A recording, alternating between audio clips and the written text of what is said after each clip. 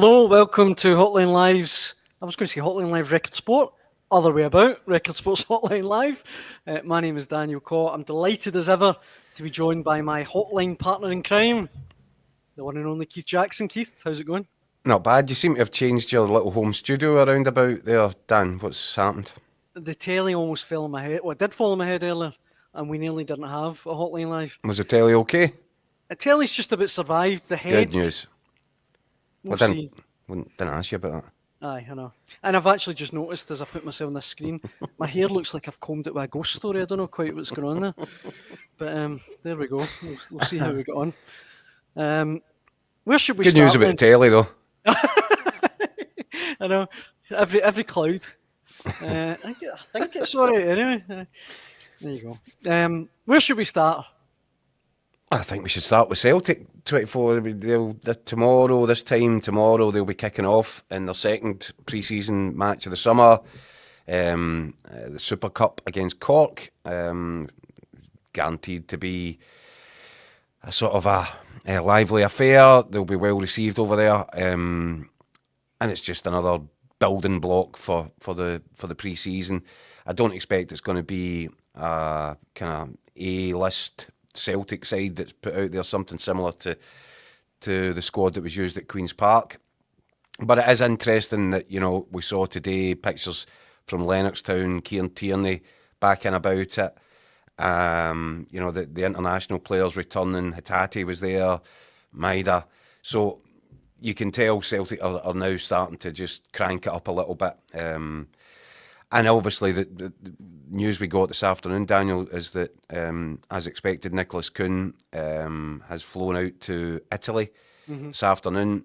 He will put pen to paper on a deal worth €20 million, 17.2 million pounds, I think. And that unlocks another kind of bunch of money for Brendan Rodgers to use to his advantage over the coming weeks. And we can speak about the potential targets. I just have this in the back of my head with Celtic this summer, that they're going to pull one out of the hat, probably not one that we've been discussing. I just get the feeling that Brendan Rodgers will have his eyes on the prize of a real top-notch number 9. I've said it consistently. I'm very interested today, Daniel, that Matthias Quistgaarden is in Norwich for a medical, and he's going to, and that the total package on that looks about £6.9 million. Interesting. Which would have been well within Celtic's wheelhouse if Brendan Rodgers felt that he was the guy that he wanted to bring in this summer. So it just tells you, doesn't it? Everything points towards they've got something else that they want to get done over this transfer window in terms of, another striker to compete for a starting place, and I think that's going to be really interesting. Following our transfer chat with Celtic last night, we've had a couple of questions sent in about it. Let me start with these and see what you think. John says, as usual, Celtic are scrambling about in the transfer market. Apart from Kieran Tierney and Nygren, the rest are Brendan Rodgers' own words for the future. Inamura's 23, but what age will he be when he makes his Celtic debut? It's time to stop grabbing headlines with players who will not feature this season and get some professionals who are first team ready. Otherwise, we can kiss the Champions League goodbye. And let me follow up with this from Alan. He says, so Keith Jackson thinks that Celtic have had a good transfer window in retaliation to the Rangers takeover. Come on, Keith. An injury-prone fullback, a backup goalkeeper, and 3 young players that no one's ever heard of. They're not going to give anyone at Ibrox sleepless nights. If Celtic were going about their business in the proper manner, they'd be spending their millions on proven first-team ready players, not picking them out the biscuit tin. I think what I've said about Celtic's transfer window thus far is that they've got some business done nice and early, which is unlike Celtic. And I think these were kind of fundamental issues around the squad and the balance of the squad. I fully expect Celtic to spend big between now and the end of this transfer window. I think these were the ones that were all lined up and ready to go and just press the button on when the window opened up. They've done that. I think it's where I think it will become more interesting for the Celtic supporters is over the rest of the course of this window. because that's when we'll see, and I keep mentioning it, Daniel, that's when we'll see if they're reverting to their old model, player trading model of, buying in 4, 5, 6 players all at a similar price, or if they've got a couple of real kind of priority targets in mind who will come at a premium price, and that's the Brendan Rodgers model. So that's what I think is going to be interesting. And I will go back to the fact that Celtic had 5 players in the door very, very early, and that was a response, because it shows you that they have certain plans, and I think this transfer window will be done in phases. Well, Mikey in the comment section points out that Celtic didn't sign a player till mid-July last year, and it's also That's worth what I mean. It's also worth saying. I'm thinking right in saying Austin Trusty and Engels were deadline day signings, weren't they? They were certainly late. Aye. So yeah, look, and I've said it, and see when we're talking about the potential for a striker. Now, there is a name that's come out today actually from Italy, isn't there? Yep. Is it Giuseppe Ambrosini? Giuseppe Ambrosini. Ambrosino. Giuseppe for- Ambrosino. Plays for Who Napoli. is, yeah, well, he doesn't play for Napoli. He's he's been loaned out a lot by Napoli, but I think he's really highly rated. Italian under-21 international. Again, you might look at that and think, well, what's the difference between that and Callum Osman, who's been brought in from Fulham? Except there's a bit of excitement about this guy over in Italy, otherwise he wouldn't be leading the line for the under-21s. Napoli, of course, Scudetto winners, so hard to make that breakthrough into that team. But I think there has been possible discussions about some sort of loan deal, which Celtic might, negotiate an option to buy if that was to be the road they want to go down. Interesting, and I'm sure he's a good player, but it doesn't quite fit in with what I would expect from Celtic. They've got Callum Osman, as we said, in from Fulham, young boy, big potential. I really fully expect that Brendan Rodgers is going to be demanding that Celtic push the boat out for an experienced, proven option at number 9. Somebody that fills the same sort of importance in the squad that Kyogo had, albeit he did take a dip before he left for Rennes. But I'm fairly certain that we'll see Celtic make a move for a player of that stature. The potential problem with that, Daniel, is that these things often go down to the wire. They do go, right towards the end of the window. Yeah. So that might take a while.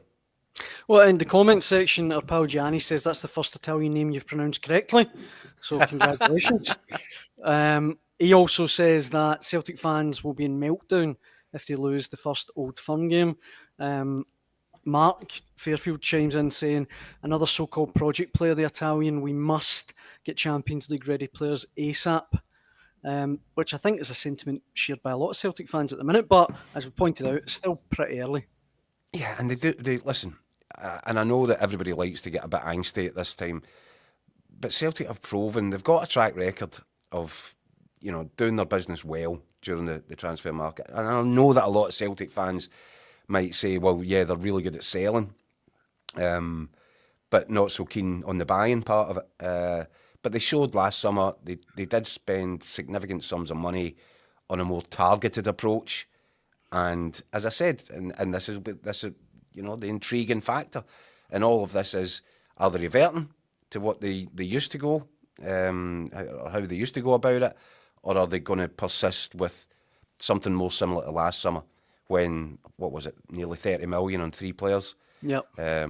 So yeah, if it's Brendan Rodgers that's driving it, then it will be the latter rather than the kind of previous style.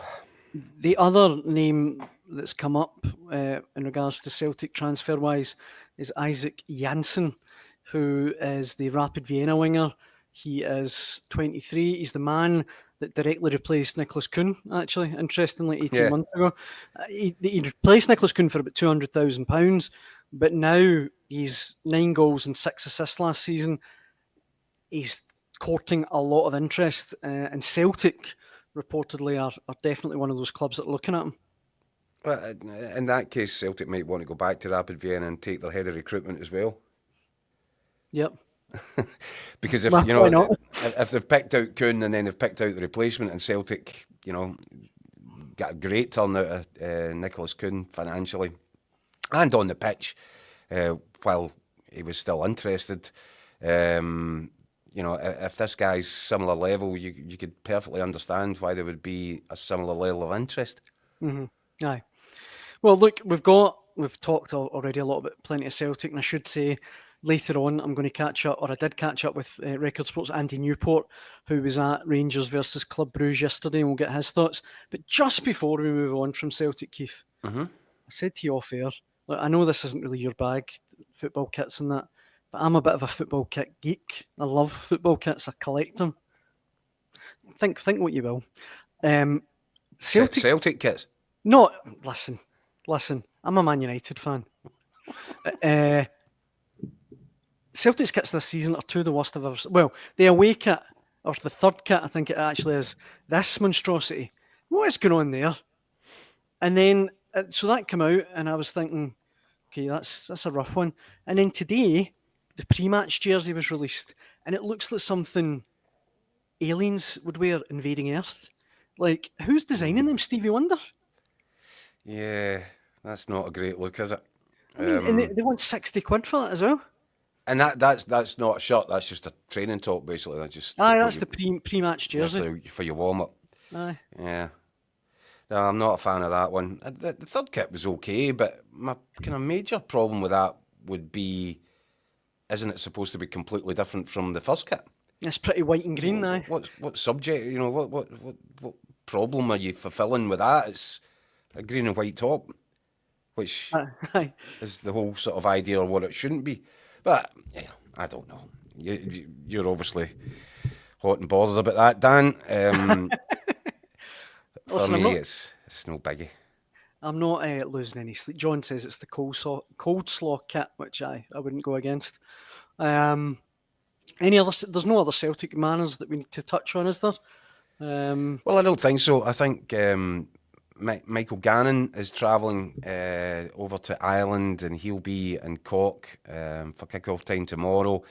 And I think we'll hopefully be able to catch up with Mick from the stadium ahead of that game tomorrow night, and just kind of get a feel for what's been said and how Celtic are looking. I think the interesting bit, though, the kind of main headline for Celtic fans tonight is, look, here's another £17 million coming in. I refuse to believe that money will not be reinvested, which is why, as I said, last summer it was, 26 million, 17 million about to come in the door from Kuhn. Celtic are really in a comfortable position at the bank right now, so you would expect something similar. Now, the question is, if they've set aside another 26 million this summer, do they do what they did last year, make it targeted, or do they go back to a kind of spreading of the risk strategy, which, I can understand how that would frustrate some fans. I know it frustrates Brendan Rodgers, or frustrated Brendan Rodgers. But you can't say in terms of a business model that it's been a wonky strategy for Celtic. It's been a terrific strategy, and it's put them in a real strong financial position, which is why, when Rangers are in a situation this summer when yet again they need another emergency rebuild of the squad, Celtic can bring in a Kieran Tierney as the sort of poster boy, the nice early signing. It's a player that they sold for £25 million. And Rangers, and I wrote a column about it today, I'm not saying, by the way, that you can't find what you're looking for at Peterborough or Luton or Bournemouth, but you need to be very good at what you're doing. Yeah. And Celtic are able to compete just on another financial level, even, that's notwithstanding the fact that Rangers have got new owners, wealthy owners, real legitimate people involved. But Celtic, because of this year on year of working in the market really successfully, having success on the pitch and getting the financial rewards for that, they're in a stronger position than Rangers are, and they need to do less work. And that's why I wrote a thing this morning in this morning's paper, just saying it feels like the odds are already pretty stacked against Russell Martin. It's going to be fascinating to see how he copes with that and what he does to counter it. Because there's no doubt that he's up against an elite manager who's got financial muscles to flex that Russell Martin doesn't. So much intrigue, and we've been saying this for a few nights now, Daniel. It's almost kind of bring this season on, because there's stories that have to be told here. There's stories that have to develop, and I think it's going to be fascinating. You can see in the comments there, William says, have the appropriate authorities been notified of Mick's imminent arrival? Which is a fair point. We'll definitely look into that, William. That's a fair point. Get on to the Garda. Aye. We will obviously, as Keith says, be covering all things Celtic for that game in Cork tomorrow. But for the meantime, we should check in the other side of Glasgow. Rangers, and as I mentioned a little bit earlier, I caught up with Record Sports' Andy Newport, who was at Rangers friendly yesterday, to get his thoughts. Should we hear what he said? Yes, please. Let's join now on the Hotline Live by Record Sports' Andy Newport. Andy, you were at Ibrox yesterday. What did you make of Russell Martin's first taste of being Rangers manager? It was a sort of game of two halves, wasn't it? First half was really just a continuation of last season. That sort of really, how should we say, drab performance. Not much like about it. I mean, early on you could see what the intent was. There was certainly, you can see them, they're trying to press high. I mean, within seconds of kick-off, you can see Robin Proper sort of pushing his back four right up to halfway line. There was certainly a wee bit of energy about the way that they pressed. They sort of went after Club Brugge.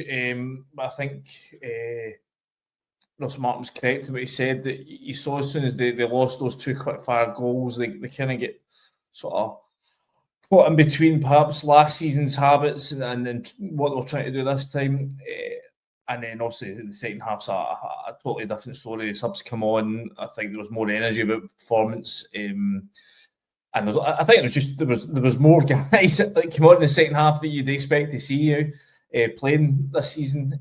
I mean, the team that was out in the first half, I mean, you're probably talking about maybe, Raskin and Max Aaron that are probably going to be sort of, you would imagine, would be regulars. The rest of the team is a mixture of young guys and fringe men. Even the centre-back pair. I mean, that was where most of the trouble came from, just the fact that the back four at times was so disjointed, so static. But I mean, nobody's really expecting to see a centre-back partner or pairing of Robin Proper and Leon King too often in the next 12 months. So, listen, I think there was obviously things that Russell Martin will be pleased about, and there's definitely things for me to work on, but it's the first game of pre-season, first public workout. I mean, I'm not sure people would have been expecting to see much more than that. It was very much a work in progress.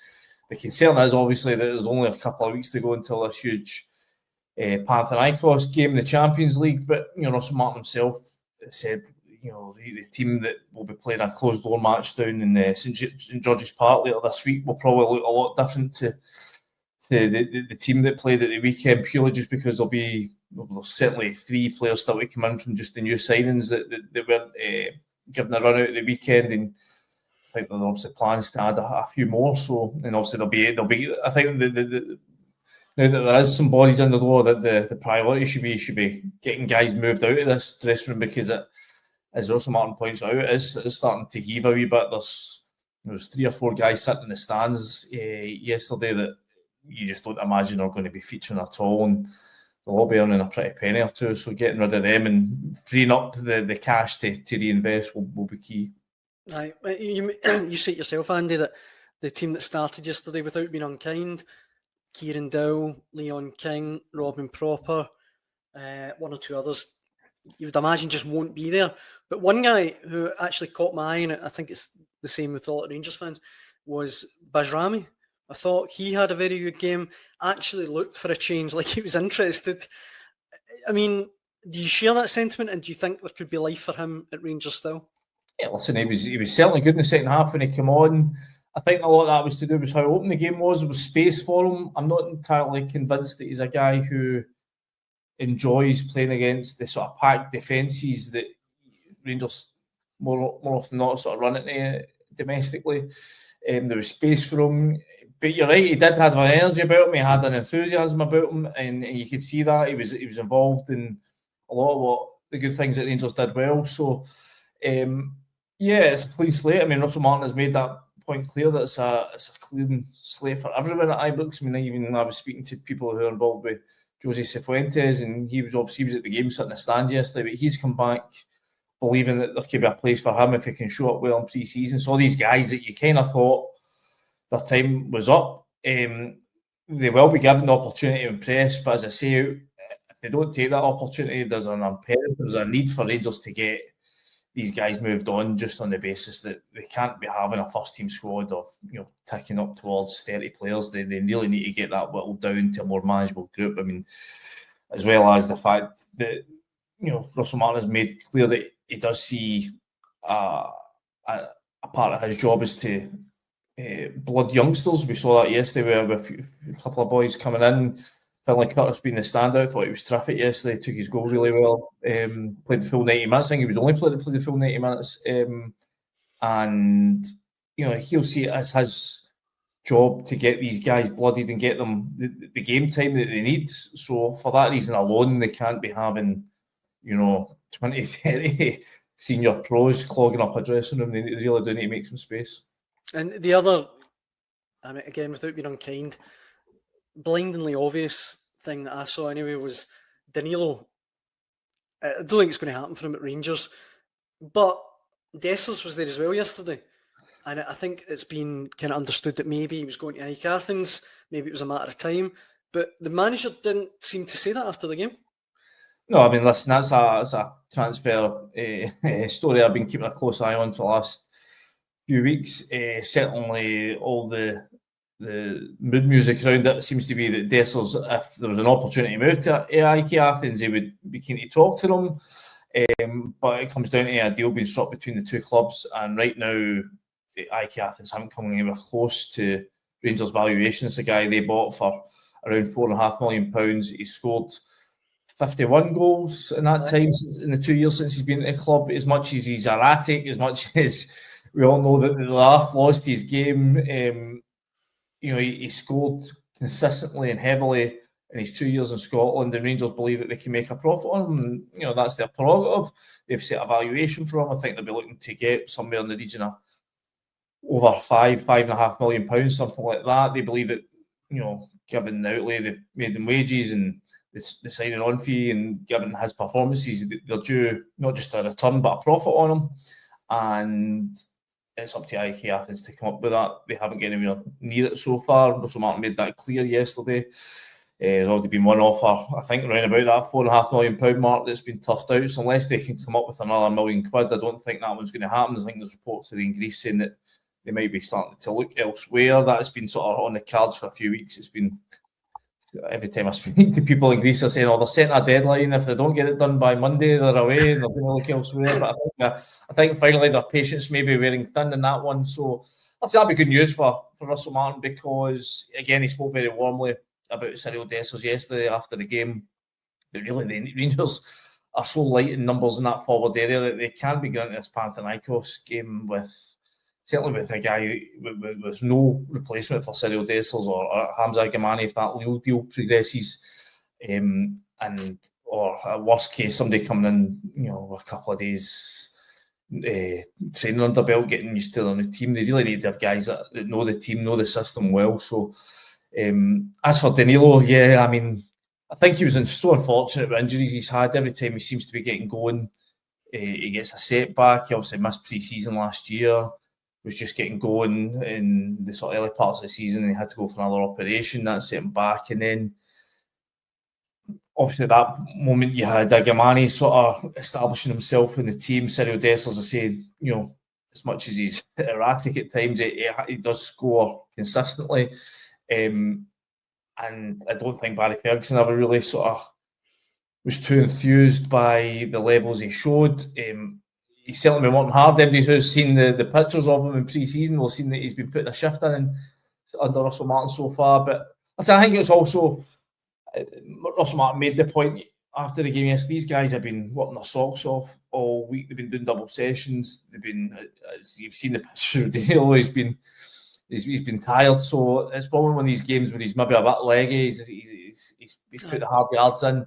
It's never totally fair to judge him on those kind of performances. I thought he looked better in the second half, as the whole team did before he came off. But listen, I think of the three strikers Rangers have got in their book right now, he's maybe the one that is most vulnerable to not being part of the team this year, especially as we know Rangers are trying to recruit in that forward area.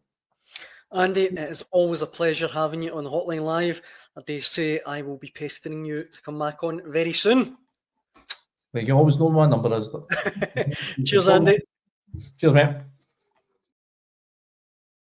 Andy Newport there. We've got plenty of comments coming in, Keith, about Rangers, comments and questions. If you want to get involved, please do so in the comment section. We'll try and read them out. Dennis says, Keith sounds as if he wants Russell Martin to fail. Dennis needs to get off my back. That's all he does. Dennis, have you only got one gear? He says, most that starting 11 yesterday won't be at Ibrox come the start of the season, and still at least another 5 signings coming in. 2-2 against Bruges, better result than Brendan's against Queen's Park. William says, good few players need to go. Everything won't be done in the first window. And this one on Facebook as well. I'm sure, this is from Robert, he says, I'm sure Martin got a shock. Never expected him to say get booed at half-time in a friendly. Welcome to Glasgow. That's a fair point, isn't it? Aye, that's a fair point, aye. But that's the point, and Dennis maybe isn't getting it, but it's not a matter of anybody wanting anybody to fail. I think Russell Martin's a really nice guy. I knew Russell Martin when he was a Scotland player. And, you know, I think he's got really bright ideas about how he wants the game to be played and what he'll want his Rangers team to look like. The point I'm making, Dennis, I think he's up against it because Rangers fans are understandably running low on patience if it's not completely exhausted by now. Because these last 10, 15 years, whatever it's been, of almost total Celtic dominance, it's wearing thin, and so many different managers have come and gone, so many different rebuilds have come and gone and never quite worked. And that's what I'm saying. I've actually got sympathy for Russell Martin. I think as much as, you know, he clearly wanted this job, he held Leicester off, let's not forget, to because this is the one that he wanted, but it's a really difficult one. I'm saying that is the point. And he's probably going to pay an unfair price for the mistakes that have been made along the way by a whole host of others. I genuinely think that, you know, there's such a gap between Celtic and Rangers in terms of the spending power and the shape and look of the squads right now, that he's going to be doing really, really well to get himself, you know, up and running at the start of the season with so much work still to do in the transfer market. I think it's just a difficult gig. And I hope that Rangers fans like Dennis there show a bit of patience. But I completely understand why there'll be a lot of Rangers fans that aren't so keen to show patience. They've been patient for long enough. They want to see some action now. They want to see some signs that they're going to have a team that's going to be competitive. Russell Martin has a very kind of clear idea on how he wants this Rangers side to look. And he's almost got a blank canvas. And that should be exciting as well for Rangers supporters because it gives this opportunity. And it's something that Rangers should have done probably years and years ago when they went down the divisions. At that point in time, it should have been a blank canvas. It should have been a new contemporary sort of vision as to how the club moves up through the leagues again with a very defined modern playing style. And, you know, if they'd put those blocks down at that point in time, well, they might hit the top flight, you know, with some serious momentum. But it just feels as if it's stop, start. And, you know, and for that reason alone, you know, I hope Russell Martin, I hope it works for him. I hope that he's given the time and room that he's going to require. So it's not a case of hoping that the guy doesn't do well. On the contrary, I hope he does do well. I just wonder if he's going to get the time to get his visualisation and make it a reality on the pitch. But listen, what we should do, Daniel, is there is some news in terms of potential incoming at Rangers. We think that Nasser Jiga will arrive from Wolves, possibly within the next 24 to 48 hours on a season-long loan deal. Centre-half, Burkina Faso international.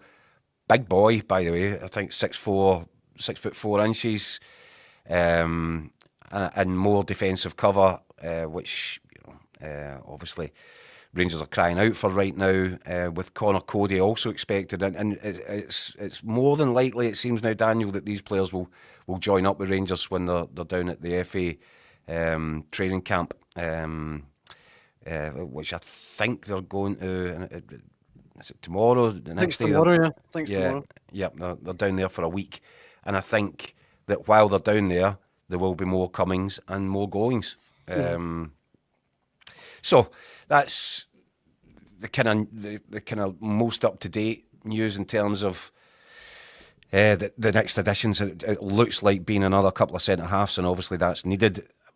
I think the focus then has to shift for Russell Martin into the final third, and what he's going to do with strikers, whether or not Cyril Dessers is staying. It's starting to look more and more to me as if they've just totally kiboshed the offer that they've got from AEK and aren't that bothered about re-entering negotiations over it, which tells you that they've probably come to the conclusion that Dessers isn't a bad guy to have around.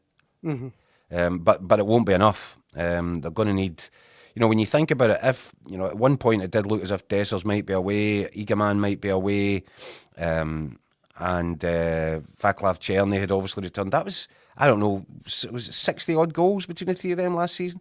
Must have been, aye.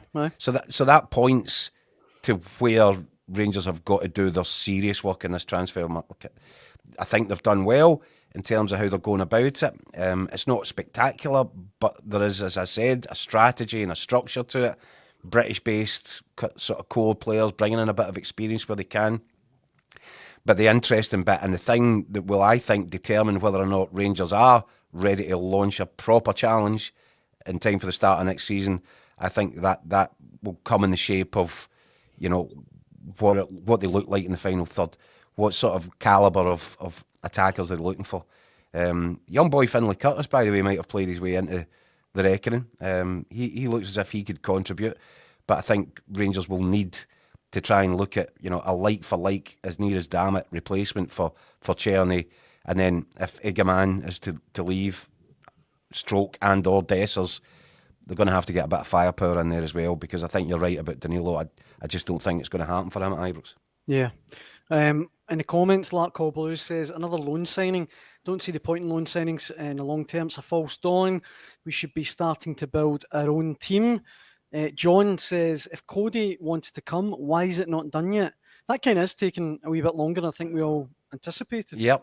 But it seems that, Leicester are waiting before they give him the green light on it. For why, I do not know. Perhaps they want to bring somebody in before they let him go. But that seems to be the hold-up, which, you're right, this one did feel like it was a deal that shouldn't be hard to do. I would have expected Cody to be in and around the squad already. I think it will happen, but I think, Leicester are obviously having to decide the terms of when it happens. But yeah, I still expect that one to go through, Daniel. David says it's not just patience with Martin, it's patience with the whole new regime that's needed. Martin will only be as good as the players we attract. Looking forward to seeing how it develops. And Mark says, in reference to your sympathy for Russell Martin, he says, sympathy, that'll work in Glasgow. Oh, that's what I mean. We all know the environment here. You don't get time, you don't get sympathy. You're expected to get results. And if you don't get results, then... I wrote in my column, Daniel, if Russell Martin felt a little bit bruised or delicate after bobbing around the English Riviera when it came to an end at Southampton, this is the equivalent of getting hit by the double-decker to Drumchapel up here. And that's just the environment that we're in up here. It is a crazy environment. There is no such thing as time and patience and, understanding. It's just as simple as... do it or don't do it. And if you don't do it, you'll pay the price. Yeah. We've got an exclusive here. I hope we can hold the front page at the Daily Record, because Gianni's been in touch again. He says, just spoke to my nonna in Italy there whilst Andy was on. She said Ambrosini is hopeless as he plays. Andy was on. He says he plays for Napoli under 21s. So there you go.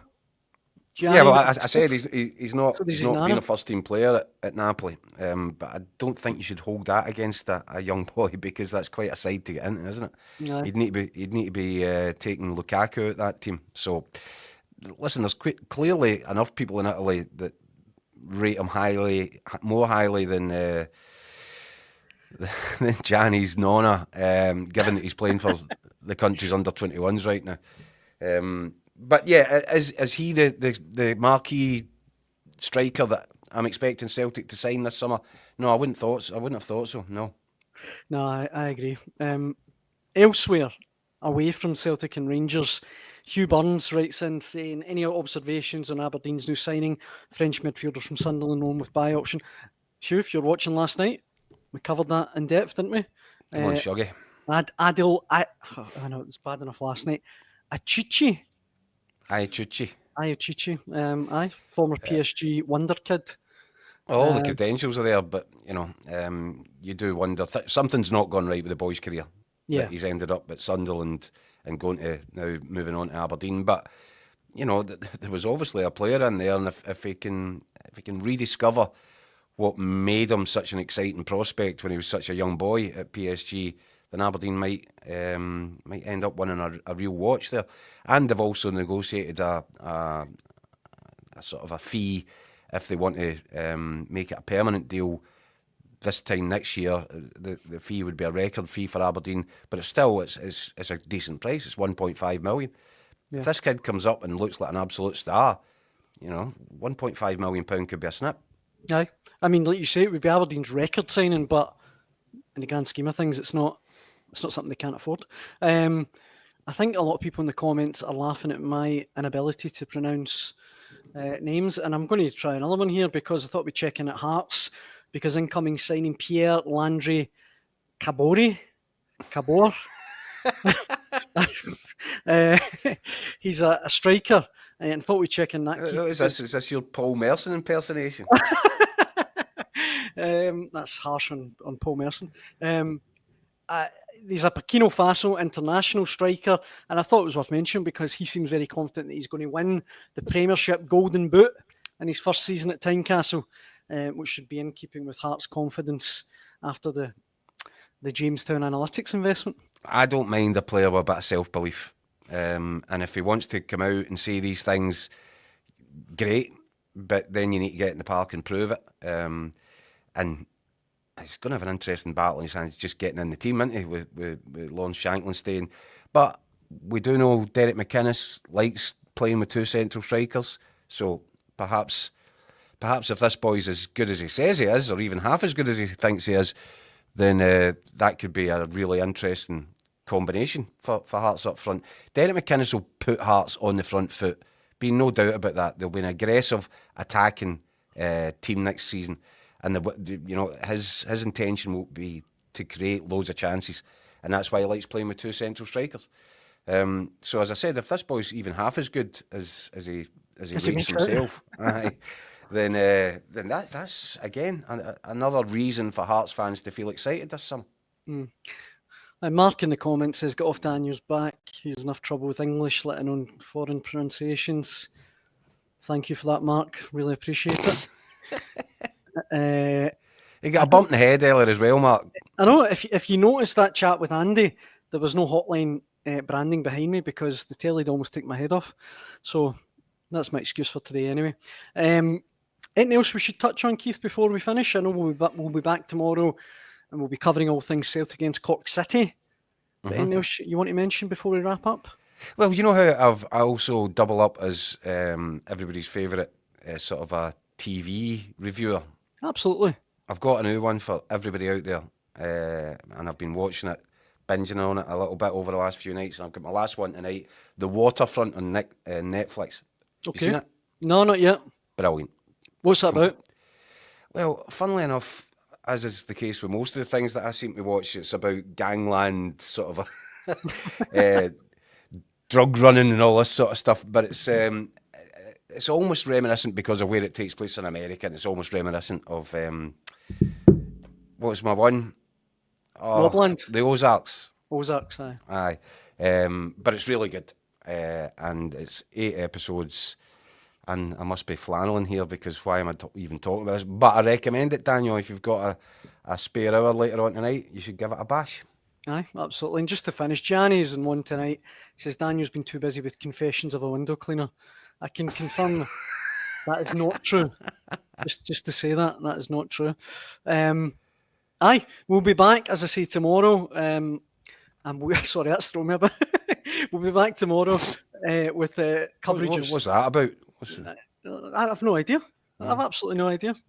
We'll be back tomorrow with coverage of Celtic against Cork City. We hope you can join us then. Thanks so much, as always, for the comments tonight. If you want to get involved in the conversation, you can do so tomorrow. Keith, it's always a pleasure. Yeah, thanks very much, Dan. And we'll be back tomorrow. Hope you can join us then. Cheers. Cheers, everyone.